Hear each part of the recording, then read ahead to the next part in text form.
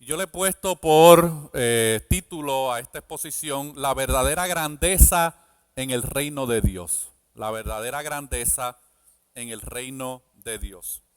Vamos a leer, mis hermanos, el texto y luego vamos a orar para que el Señor hable a nuestras vidas a través de su palabra, que sea Él dándonos palabras para poder comunicar su palabra inspirada, pero que también pueda darle oídos a cada uno de ustedes para que puedan recibir también la instrucción de su palabra. Y dice así la palabra del Señor en Marcos capítulo 9, versículos 33 al 37. Y llegó a Capernaum y cuando estuvo en casa les preguntó, ¿qué disputabais entre vosotros en el camino? Mas ellos callaron, porque en el camino habían disputado entre sí quién había de ser el mayor. Entonces él se sentó y llamó a los 12 y les dijo, si alguno quiere ser el primero, será el postrero de todos y el servidor de todos. Y tomó a un niño y lo puso en medio de ellos, y tomándole en sus brazos les dijo, el que recibe en mi nombre a un niño como este, me recibe a mí. El que a mí me recibe, no me recibe a mí, sino al que me envió. Oremos, mi hermano. Padre, te damos gracias por tu palabra, Señor, tu palabra inspirada, infalible, inerrante, suficiente y autoritativa, Señor. Y te pedimos en esta hermosa tarde, donde este grupo de hermanos y hermanas en la fe se han reunido para adorar tu nombre y para poder escuchar tu palabra a través de la predicación, Señor, que seas tú bendiciendo este pueblo de manera especial y que seas tú hablando a nuestras vidas a través de tu palabra. Todo esto te lo pedimos en el nombre de Jesús. Amén y amén. Un pastor que yo tuve de joven, hace más de 20 y pico de años atrás, mis hermanos, él tenía una frase que se ha quedado conmigo a lo largo del tiempo, y él decía, el que no sirve, no sirve. El que no sirve, no sirve. Agustín de Hipona también dijo algo parecido hace 1500 años atrás, cuando dijo, quien no vive para servir, no sirve para vivir. Y estas frases que yo le acabo de compartir son un breve resumen de lo que vamos a estar exponiendo en estos textos que acabamos de leer. Vamos a ver cómo Jesús ve la verdadera grandeza dentro del reino de Dios. Y vamos a ver, mi hermano, tres aspectos que no pueden existir para poder experimentar la verdadera grandeza en el reino de Dios. Es decir, si nosotros no entendemos estas tres cosas que estos textos nos van a mostrar, no vamos a tener realmente una cosmovisión bíblica acerca de la verdadera grandeza en el reino de Dios. Y vamos a estar viendo tres cosas principales.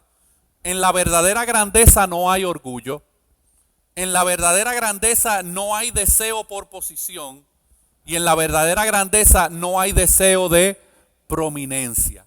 Ahora, es importante que nosotros veamos un poco el contexto de lo que está pasando aquí, porque nosotros hemos entrado a un versículo donde ya hay un relato sucediendo, hay una historia detrás que se está dando de estos textos bíblicos. ¿Y qué es lo que vemos en el contexto de este pasaje?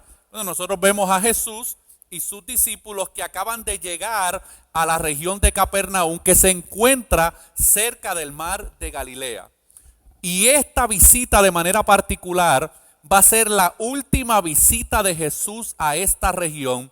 Y como ya había hecho en otras ocasiones Jesús se detiene para darle una clase privada a sus 12 discípulos. Si usted se fija, durante el ministerio de Jesús en los evangelios, él le ministraba a las multitudes, hacía milagros y señales en las multitudes, hacía sanidades en las multitudes, le predicaba a las multitudes, pero siempre usted vio un patrón en la vida de Jesús. Siempre sacaba un tiempo aparte para enseñarle cosas del reino de Dios a sus discípulos, mis hermanos. Cuando usted va a Marcos capítulo 4 y usted comienza a ver la parábola, permítame un momento aquí que esto me está ahorcando. Okay. Cuando usted va a Marcos capítulo 4 y usted ve la parábola del sembrador, Jesús deja, mis hermanos, establecido de una manera clara, cuando le dice a los de afuera, yo les voy a hablar todas las cosas por parábola, para que oyendo no oigan, y para que viendo no vean, pero a ustedes yo los he escogido y a ustedes yo les voy a mostrar los misterios del reino. Así que a pesar de lo que Jesús les había enseñado en versículos anteriores acerca de negarse a sí mismo, que fue una de las enseñanzas que Jesús le da a sus discípulos en el capítulo 8, y luego también en ese capítulo Jesús les enseña acerca de perder sus vidas por causa de Cristo y del Evangelio. Los discípulos, mis hermanos, todavía tenían aspiraciones de ser soberanos y no de ser servidores en el reino de Dios. Y esto nos muestra lo lejos que estaban los discípulos de entender cuál era el verdadero propósito de la misión de Jesús como Mesías. Jesús ya les había dicho repetidamente lo que le esperaba en Jerusalén. Y sin embargo, estos hombres estaban pensando en cuál de ellos ocuparía una posición de ministros de Estado dentro del reino de Dios. La realidad, mis hermanos, es que los discípulos permanecen sordos ante la enseñanza de Jesús acerca del camino a la verdadera grandeza. Y como dice un comentarista, servir a otros de la abundancia de gratitud del Evangelio todavía no ha llegado al corazón de los discípulos. Y mi hermano, este encuentro de Jesús con sus discípulos, esta clase aparte, no es al principio del ministerio de Jesús con sus discípulos. Ya han pasado 3 años de Jesús enseñándole cosas acerca del reino de Dios a estos hombres y no entienden, mis hermanos, estos principios que Jesús les ha querido no solamente enseñar, sino también demostrar a través de su vida. Yo quiero que veamos en los versículos 33 al 34 el primer punto, mis hermanos, de esta exposición, y es que en la verdadera grandeza no hay orgullo. Y miren cómo dice el texto. Y llegó a Capernaum y cuando estuvo en casa les preguntó, ¿qué disputabais entre vosotros en el camino? Mas ellos callaron porque en el camino habían disputado entre sí quién había de ser el mayor. Así que Jesús confronta a sus discípulos acerca de lo que ellos venían hablando en el camino. Mientras Jesús está caminando de camino a Capernaum, están sus discípulos, mis hermanos, teniendo una reunión aparte. No eran bautistas, pero si hubiesen sido bautistas, mis hermanos, tenían una reunión de comité. Mientras está Jesús caminando de camino a Capernaum. Y Jesús los confronta acerca de lo que ellos venían hablando en el camino. No porque Él no supiera exactamente lo que ellos estaban hablando y debatiendo, sino porque Jesús quería que ellos escucharan a sí mismos de manera pública para que vieran lo insensato de su discusión y lo insensato de su debate. Miremos el versículo 34 para que veamos este debate. Porque en el camino habían disputado entre sí quién había de ser el mayor. De hecho, hay otras traducciones que dice quién había de ser el más grande. ¿Y cuál fue la respuesta de los discípulos ante esta pregunta de Jesús? ¿Cómo respondieron los discípulos ante la pregunta de Jesús? ¿Qué dice el texto? Mas ellos callaron. ¿Por qué callaron? Porque en lo íntimo de sus corazones los discípulos sabían que sus discusiones eran carnales. Cuando Jesús los confronta, ellos no desean responder públicamente. Esto es lo que yo le llamo el silencio de la vergüenza. No tenían defensa. ¿Usted no ha tenido, mis hermanos, que confrontar a alguien con alguna situación pecaminosa en su vida y simplemente responden en silencio? No porque no tengan nada que decir y nada que explicar, sino, mis hermanos, porque el pecado que cargan por dentro los avergüenza. No tienen defensa. El orgullo les había cegado el entendimiento y el orgullo los había llevado a poner sus ambiciones personales por encima, mis hermanos, del verdadero propósito del reino de Dios. Es como dice un comentarista, es muy curioso cuando una cosa ocupa su verdadero lugar y adquiere su verdadero carácter cuando se presenta ante los ojos de Jesús. Para estos hombres la discusión que estaban teniendo en privado era normal y era hasta permitida. Pero cuando esa discusión es presentada ante Jesús, ahí, mis hermanos, lamentablemente la luz se manifiesta en las tinieblas que ellos estaban manifestando y expresando y quedan al descubierto.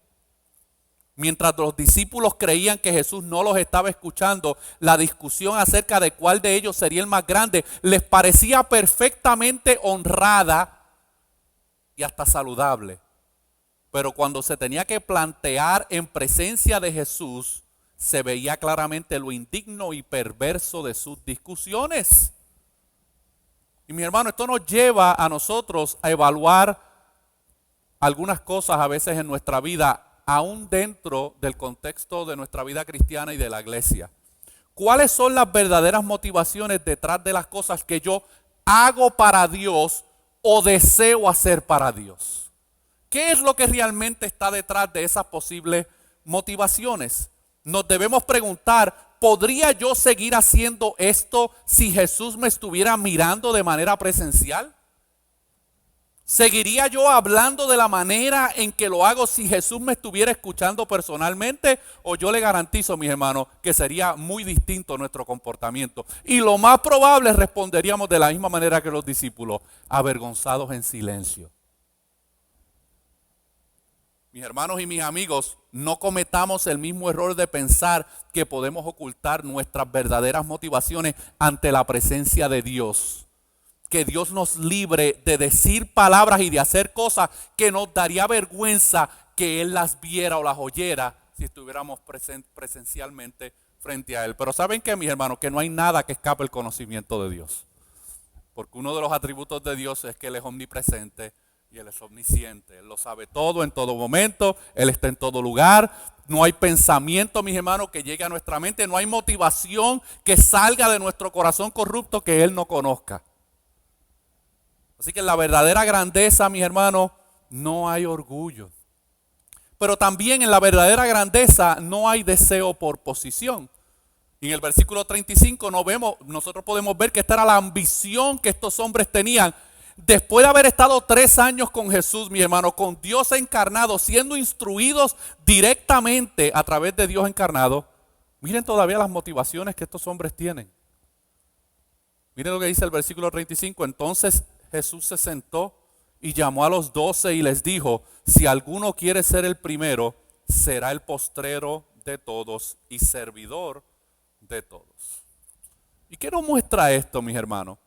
Cuando un corazón está lleno de orgullo, siempre le acompaña un deseo por obtener una posición.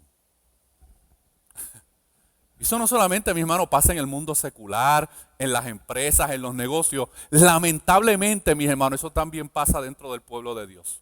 Cuando un corazón está lleno de orgullo, que a veces se disfraza de falsa piedad, siempre le acompaña un deseo por tener una posición. Y Jesús, viendo lo que realmente había en el corazón de los discípulos, Jesús toma muy serio este asunto y se detiene a enseñar a sus discípulos de manera personal. Si a lo mejor hubiésemos sido algunos de nosotros, hubiésemos dicho, ¿sabe que yo no tengo tiempo ahora para lidiar con estos hombres? No voy a entrar en una discusión nuevamente con estos hombres. Mejor los dejo ahí y a lo mejor el tiempo los arregla. No, mis hermanos, Jesús atendió directamente las motivaciones de estos hombres. El texto nos dice que Jesús se detuvo y se sentó. No es lo mismo, mis hermanos, tener una conversación mientras tú vas caminando junto a otros. No es lo mismo tú sentarte a tener una conversación con alguien. La experiencia es totalmente distinta, la dinámica es totalmente distinta, mis hermanos. ¿Y por qué esto era importante notarlo, que Jesús se detuvo y se sentó? Bueno, porque cuando un rabino en la antigüedad tenía la intención de enseñarle algo importante a sus seguidores, ellos se sentaban y reunían a sus discípulos alrededor de él. Esto es lo que se conocía en tiempos antiguos, como también en el día de hoy, dar cátedra. Un rabino tenía una serie de seguidores y él tenía la costumbre, mis hermanos, de sentarse en algún lugar, poco a veces elevado, para hablarle a sus discípulos y enseñarle algo de manera particular. ¿Y qué es lo que hace Jesús aquí? Jesús con gracia y ternura les comparte un simple proverbio. ¿Cuál era ese proverbio que está ahí en el versículo 25? Si alguno quiere ser el primero, será el postrero de todos y el servidor de todos. Una pequeña frase, mis hermanos, una pequeña expresión que encierra tanto. ¿Y qué es lo que enseña, mis hermanos? Lo que Jesús está tratando de enseñar aquí es importante notar que Jesús no está repudiando la grandeza. Él no está repudiando y rechazando la grandeza en el reino de Dios. Lo que él está haciendo es que la está redefiniendo en términos del reino de Dios. Porque los discípulos tenían otro concepto de la grandeza, según ellos, ¿verdad? Según su entendimiento y según sus motivaciones. Lo que Jesús les quiere enseñar con este corto proverbio de sabiduría, lo podríamos resumir de la siguiente manera. Si van a anhelar la grandeza de una posición en mi reino, tenían que buscarla no en ser los primeros en ser reconocidos públicamente, sino en ser los últimos en ser reconocidos. No debían ser los amos de todos, sino los siervos de todos. No es que Jesús estuviera aboliendo la ambición que tenían estos hombres, más bien Él la está redirigiendo. En lugar de la ambición de gobernar, Él puso la ambición por servir. En lugar de la ambición de que nos hagan todo, Jesús puso la ambición de hacer las cosas para los demás, mis hermanos. Jesús está, mis hermanos, invirtiendo el orden de cómo muchas personas veían el tema de la grandeza. Este concepto que Jesús acababa de compartir a sus discípulos era totalmente contrario a la mentalidad común de la sociedad en aquel entonces y en el día de hoy también, porque no ha cambiado, mis hermanos, esta mentalidad. Platón decía en una ocasión, ¿cómo puede un hombre ser feliz sirviendo a otros? Mi hermano, y Platón fue uno de los filósofos más influyentes de su época y sigue influenciando hasta el día de hoy. Y miren cómo él veía este concepto de la grandeza y del servicio. ¿Cómo puede un hombre ser feliz sirviendo a otros? Sin embargo, Jesús le enseña a sus discípulos que la verdadera felicidad y el verdadero gozo se encuentra sirviendo a otros, no porque tengas que hacerlo, sino porque deseas hacerlo. Hay una gran diferencia, mis hermanos, entre ambas cosas. Hay personas que sirven con la muela de atrás, porque les conviene o porque tienen algún interés oculto o tienen alguna otra motivación que no es realmente sincera, honesta. Y yo creo que en este punto, mis hermanos, debemos hacer un examen personal, ¿verdad? Porque no solamente explicar el texto de lo que pasó, es cómo estas cosas aplican también a nuestra vida. Y yo creo que hay 4 preguntas que nos podemos hacer para realmente pedirle a Dios que examine nuestros corazones para ver si realmente las motivaciones que tenían los discípulos posiblemente puedan estar entre nosotros también. ¿Me molesto cuando mi trabajo no es reconocido? ¿Deseo siempre tener las mejores posiciones en las mesas de honor? ¿Busco siempre el crédito por el trabajo que otros hacen? ¿La popularidad es crucial para mi autoestima personal? Mi hermano, todos nosotros luchamos con estas realidades, porque por lo general, por nuestra naturaleza pecaminosa, tendemos de manera natural a querer la atención, el reconocimiento, el aplauso, mis hermanos, sobre nosotros. Y la respuesta a estas preguntas manifestarán el orgullo que pueda haber dentro de nosotros y la ambición por la posición que infecta de muchas maneras nuestros pensamientos, pero también nuestras actitudes hacia otros. Así que, mis hermanos, en la verdadera grandeza no hay orgullo, en la verdadera grandeza no hay deseo por posición, pero también en la verdadera grandeza no hay deseo de prominencia. Eso es lo que Jesús muestra aquí en los versículos 36 al 37. Cuando miren lo que Jesús hace, mis hermanos. Cuando yo era más joven y yo leí estas historias por desconocimiento, mis hermanos, cultural del contexto, yo a veces como que no entendía estos relatos bien.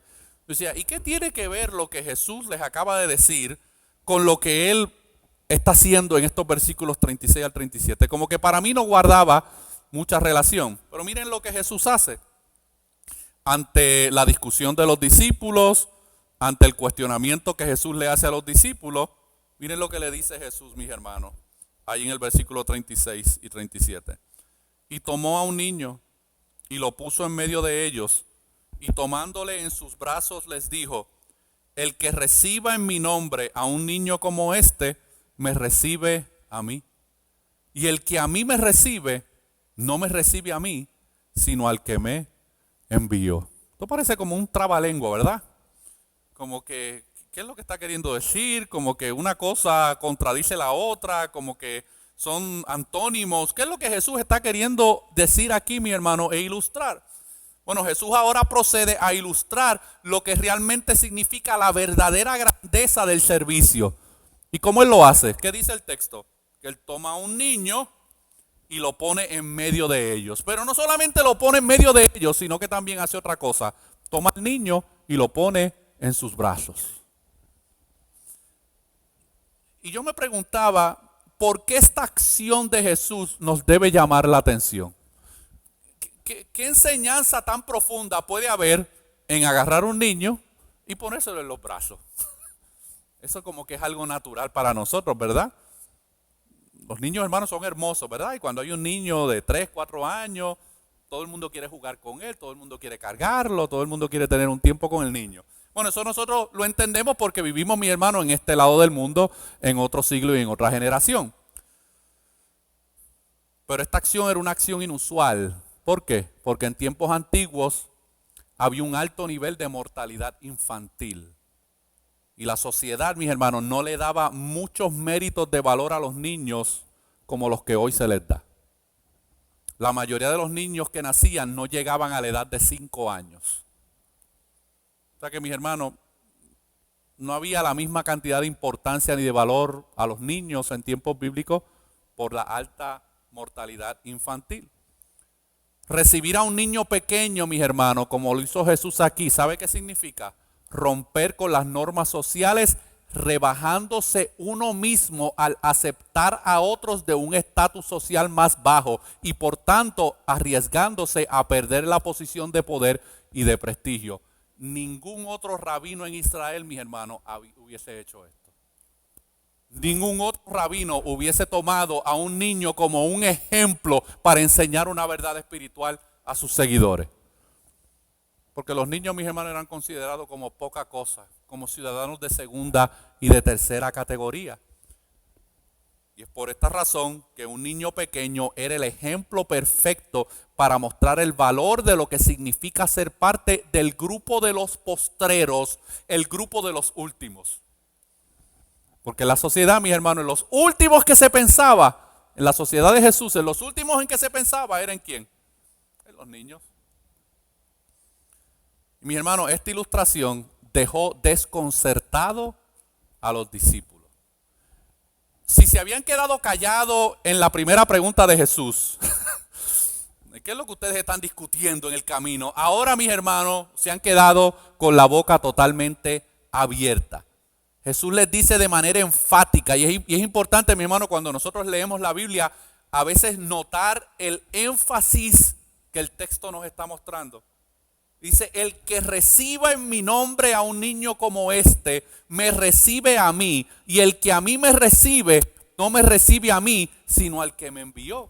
En otras palabras, el que está dispuesto a servir a un niño, el cual es una criatura humilde, sencilla, entonces este ha comprendido la verdadera grandeza en el reino de Dios. Por eso no era lo que los discípulos querían. Los discípulos, mis hermanos, querían estar en el estatus social de los fariseos, de los saduceos, de aquellos escribas, de aquellos que tenían altas funciones en el Sanedrín. Porque ellos se habían criado, mis hermanos, viendo a estos hombres en un lugar de prominencia. El que está dispuesto, mis hermanos, a humillarse por servir a los más necesitados, a los marginados, a los rechazados por la sociedad, a los que están pasando necesidades físicas, de salud o mentales, muestran por medio de su servicio hacia ellos que han recibido al Hijo y han recibido al Padre. Cuando usted lee Mateo capítulo 25, el cual no lo vamos a leer ahora porque es bastante extenso el pasaje, pero cuando tú lees Mateo capítulo 25, especialmente los versículos 31 al 46, tú te vas a dar cuenta de lo que Jesús dice acerca de que cuando estaba desnudo, me fuiste a vestir. Cuando estaba en la cárcel, me fuiste a visitar. Cuando tuve hambre, me diste de comer. El que haga estas cosas a uno de mis pequeños, a mí me las hace. Por eso, como dice un comentarista, la lección de Jesús hacia sus discípulos es la siguiente. La idea que ellos tenían de lo que significaba ser grande debía cambiar. De hecho, la tenían totalmente invertida. La verdadera grandeza no consiste en que una persona se coloque a sí misma en las alturas para desde allí mirar a los demás con desprecio y con una actitud de satisfecha autocomplacencia. Por el contrario, la grandeza consiste en sumergirse e identificarse con los problemas de los demás, en empatizar con ellos y ayudarles de todas las maneras posibles, mis hermanos. Porque eso es lo que es el servicio. Cuando tú estudias, mis hermanos, en el Nuevo Testamento la palabra diaconía, mis hermanos, significa servidor, uno que sirve. Y Jesús está con esta lección a sus discípulos, pero también a nosotros en el siglo XXI ahora. ¿Qué es lo que Él está haciendo? Él está volteando hacia abajo los valores y las aspiraciones que naturalmente tienen los seres humanos. Y seamos honestos, mis hermanos, todos nosotros nacemos con una aspiración de significado personal. Todos. ¿Por qué migramos a este país? Porque queremos ¿qué? Queremos superarnos, ¿verdad? Queremos un mejor estilo de vida, queremos alcanzar tal vez un mejor estatus social, económico, que a lo mejor no necesariamente en nuestros países podríamos recibir. Eso es algo natural, mis hermanos, en el comportamiento humano. No queremos fracasar en alcanzar las metas que nos hemos propuesto. Lo último que queremos o deseamos es llegar en último lugar.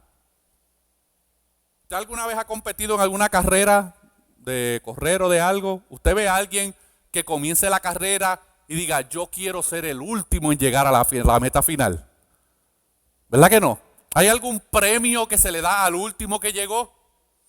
Bueno, en la sociedad de hoy en día tal vez le dan un premio de consolación para, bendito, no afectarle la autoestima. Pero mis hermanos, la gente compite en una competencia ¿para qué? Para ganar. No estamos satisfechos con la mediocridad. Eso es natural en el ser humano. Soñamos con la gloria, con ganar, con alcanzar el pináculo del éxito, llegar a la cima de alcanzar la grandeza de ser los mejores. Sin embargo, la enseñanza de Jesús aquí es totalmente contraria, mis hermanos. ¿Qué es lo que Jesús les dice? Si deseas ser grande, si aspiras que tu vida tenga significado, si deseas que tu vida cuente para algo, si realmente deseas ser el primero en el reino, debes escoger voluntariamente ser el último. Mis hermanos, créanme que yo estoy predicando esto, pero esto es difícil de asimilar y difícil de comprender. No piense, mis hermanos, que yo tengo esto resuelto en mi vida. ¿Ok? No piense que porque estamos predicando el texto bíblico significa que ya somos perfectamente aprobados en este sentido. Luchamos también constantemente con esta realidad en nuestras vidas. Y esto es, mis hermanos, una paradoja lo que Jesús está haciendo aquí. Y no es la primera vez que Jesús utiliza la paradoja como una herramienta de enseñanza, no solamente en contra de sus enemigos, sino también a veces con sus propios discípulos. Él utilizaba las paradojas. ¿Y cuál es esta paradoja que Jesús les está queriendo enseñar a sus discípulos y que nosotros también podemos aprender de ella? Luciría de la siguiente manera: si quieres vivir, tienes que morir. Pablo decía que para mí el vivir es Cristo y el morir es ganancia, ¿verdad? Si quieres vivir, tienes que morir. Si quieres salvar tu vida, la tienes que perder. Si deseas ser grande, debes servir. Aquel que sea el primero, será el último, y aquel que sea el último, será el primero. Mis hermanos, el camino hacia la grandeza es el camino del servicio. Si deseamos ser grandes, debemos ser los mayores servidores que podamos ser. Y usted, hermano, ¿y qué tiene que ver esto con mi vida cristiana, con mi vida como parte de una comunidad de fe? Tiene que ver todo, mis hermanos. Miren, las estadísticas arrojan que por lo general en el contexto de las iglesias locales, solamente de un 20 a 30 personas, y no importa que sean hispanas, afroamericanas, americanas, blancas, no importa, mis hermanos, las estadísticas arrojan que en la mayoría, no en todas, pero en un gran porcentaje de las congregaciones, solamente un 20 a 30% de las personas sirven de alguna manera u otra en el contexto de su iglesia local. La inmensa mayoría están de espectadores pasivos. Están ahí, mis hermanos, simplemente recibiendo, alimentándose, recibiendo, y tratan la iglesia local como si fuera un buffet chino. Usted sabe que usted va al buffet chino y usted escoge lo que le gusta comer. Si usted me invita a un buffet chino, mis hermanos, usted va a ver que yo siempre que voy al buffet chino como 3 cosas. Arroz blanco, macarrones con queso y las ratitas esas fritas que ponen en un palito, mis hermanos. Yo no como más nada del restaurante chino porque lo demás no me llama la atención, no me interesa, no es de mi paladar, no es lo que me gusta ni es mi preferencia. Y hay muchas veces, mi hermano, que en el contexto de la iglesia local, la gente trata a la iglesia local como el buffet chino. Ellos escogen de la iglesia lo que les conviene, lo que les beneficia, lo que les gusta, mis hermanos.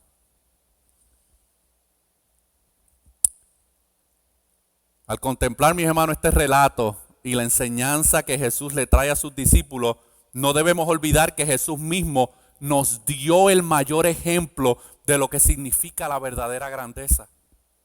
¿Cómo lo demostró? ¿Cómo Jesús demostró, mis hermanos, el mayor ejemplo de lo que significa la verdadera grandeza en el reino de Dios? ¿Cómo lo hizo? A través de su servicio. En los 4 evangelios, que es donde nosotros podemos encontrar la vida, ministerio y obra de Jesús, nosotros vemos, mi hermano, la vida de servicio que Jesús demostró con su vida. Jesús, mi hermano, sirvió a una multitud en una fiesta, alimentó a una multitud hambrienta, viajó hasta Samaria para predicarle a una sola mujer, fue a visitar la casa de Jairo para atender la situación de la salud de su hija, y muchos otros relatos, mis hermanos, de servicio en la vida de Jesús, donde a pesar de que estaba cansado muchas veces, el texto de los evangelios nos dice, mis hermanos, que continuamente le ministraba a las multitudes. Jesús mismo definió su misión de una manera clara a sus discípulos más adelante en este mismo evangelio de Marcos, cuando en Marcos 10:45 dijo, mis hermanos, porque el Hijo del Hombre no vino para ser servido, sino para servir y para dar su vida en rescate por muchos. Esa era la misión, mis hermanos, de su vida. Servir y dar su vida por muchos. Pero ¿sabe qué, mi hermano? Que el acto más grande de servicio que Jesús demostró va mucho más allá del servicio terrenal que demostró hacia otros en su ministerio terrenal. Pablo habla un poco acerca de esto cuando en Filipenses capítulo 2, versículos 5 al 8, Pablo expresa, mis hermanos, la verdadera motivación de la vida de Jesús.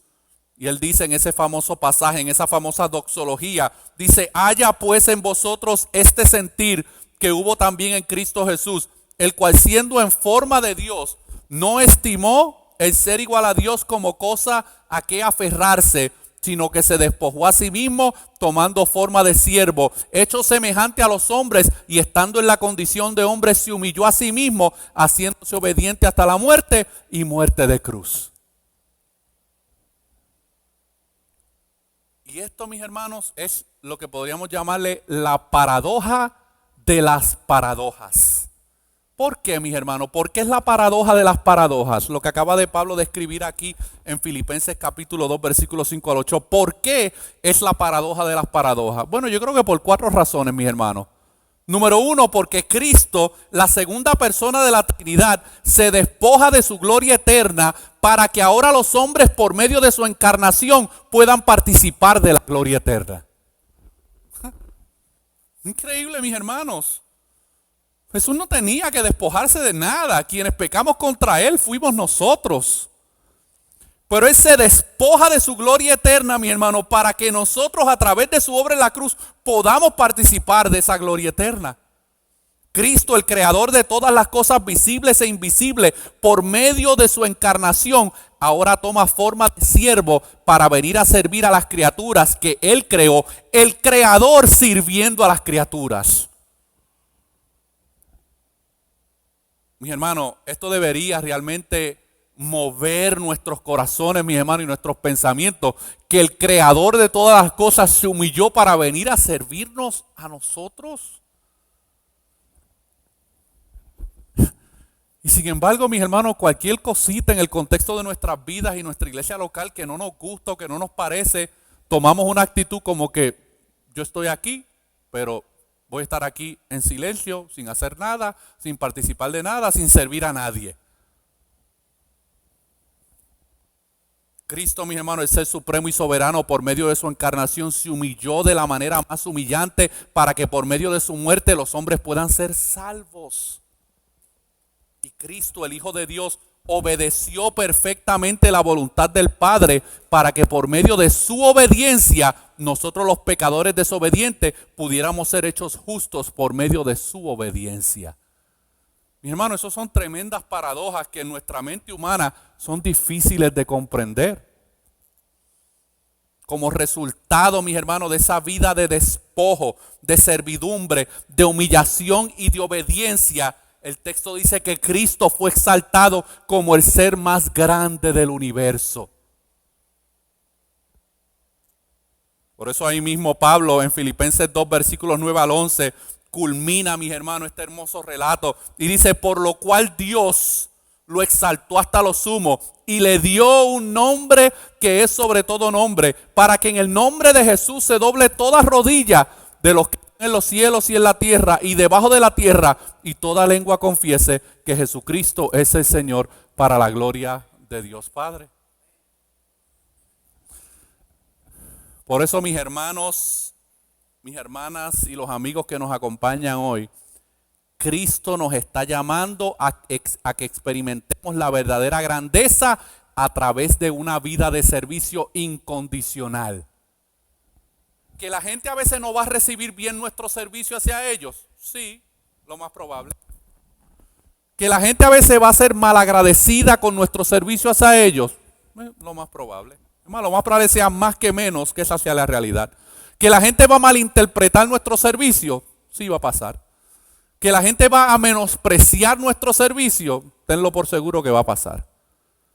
Pero mis hermanos, el ejemplo de Jesús nos muestra que ahí está la verdadera grandeza del servicio.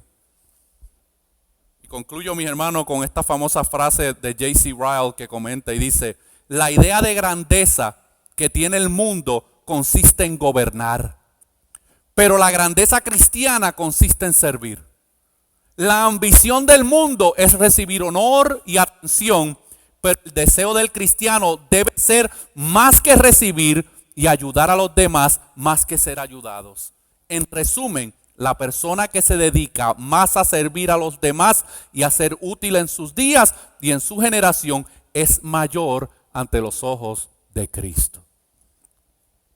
Así que, mis hermanos, un pasaje como este, pequeño, un relato que a lo mejor superficialmente no nos dice mucho si lo miramos de manera superficial, pero cuando realmente vamos y nos adentramos en lo que Jesús le está enseñando a sus discípulos, mis hermanos, debemos realmente examinar nuestros corazones y pedirle al Señor que examine nuestros corazones. Y si tenemos que arrepentirnos de esta conducta orgullosa, pretenciosa y ambiciosa, respondamos, mis hermanos, en arrepentimiento ante Dios. Porque esa es la voluntad de Dios, mi hermano. Dios te ha salvado a ti y a mí, no solamente para que experimentemos salvación a través de Él, sino también, mi hermano, para que podamos servir a otros. Oremos. Padre, te damos gracias por tu hermosa palabra, Señor. Te pedimos de manera especial que tú obres en nuestros corazones. Yo no conozco a los hermanos de esta congregación ni a las hermanas, pero tú nos conoces a todos. Y tu palabra, Señor, es suficiente para hablar a cada una de nuestras vidas. Te pedimos, Señor, de manera especial, que tú obres a través de tu palabra. Que tú obres, Señor, a través de la obra de tu Espíritu Santo en nuestras vidas. Y que tú traigas convicción a nuestras vidas a través de tu palabra, Señor. Que podamos realmente ver ese gran ejemplo que tú nos has dado a través de Cristo. Y que podamos, Señor, responder en gratitud, en agradecimiento y en una actitud de servicio ante los demás, porque ahí está la verdadera grandeza en el reino de Dios, Señor. Si hubiera alguien en medio nuestro que todavía la luz del Evangelio no la ha resplandecido, que pueda, Señor, en esta tarde, a través de la obra de tu Espíritu Santo, entender que tú descendiste del cielo para venir a morir por sus pecados. Que ellos puedan entender en esta hermosa tarde que hay perdón, hay reconciliación a través de ti en la cruz, Señor. Y que ellos puedan poner su confianza en ti como su Señor y Salvador. Que tú muevas sus corazones al arrepentimiento y a la fe. para que, Señor, ellos puedan experimentar en esta hermosa tarde la bendición de ser hechos hijos de Dios a través de tu Hijo Jesucristo, Señor. Bendice de manera especial esta congregación, Señor. Sigue dándole fuerza, salud a aquellos que tú has puesto en este lugar para liderar a este grupo de hermanos y hermanas en la fe. Y que lo hacen, Señor, porque entienden que tú los has llamado a servir a los hermanos y a las familias y a las hermanas que pertenecen a esta comunidad de fe. Y que podamos siempre, Señor, aquí y en todo lugar, mostrar esa actitud de servicio que tú nos has dado, por ejemplo, a través de Jesucristo, Señor. Todo esto te lo pedimos en el nombre de Jesús. Amén.